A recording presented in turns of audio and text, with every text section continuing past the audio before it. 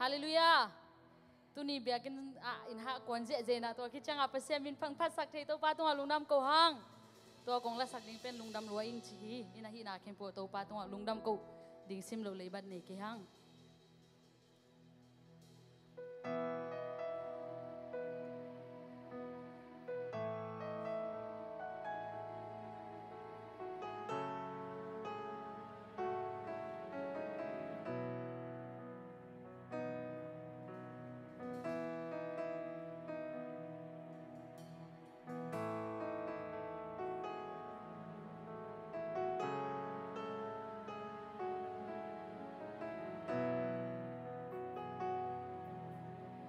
Giang đông ca tun nang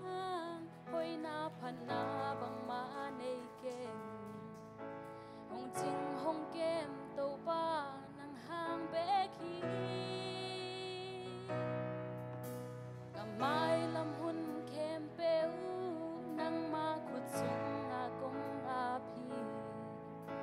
ke han nan chin ke to pa hong ton pi o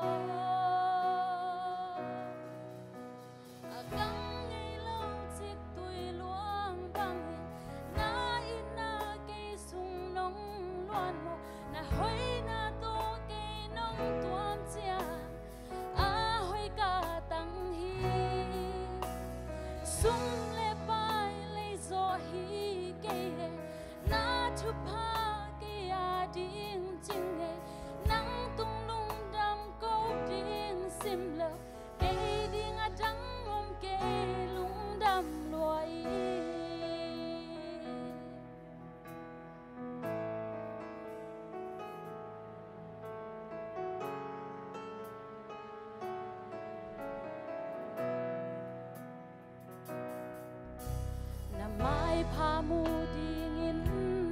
bang ma ki lom na nei keng ei hi zong ke le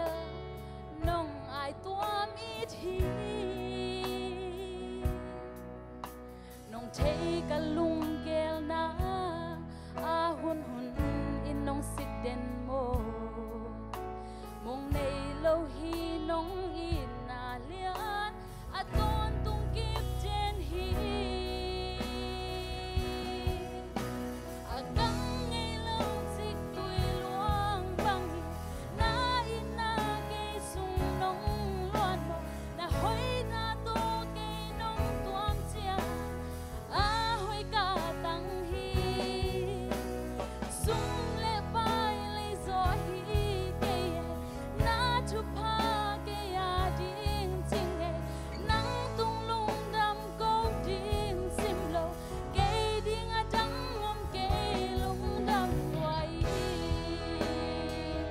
dây xuôi mình thân nào bạn tôi nào tặng ta hẹn amen.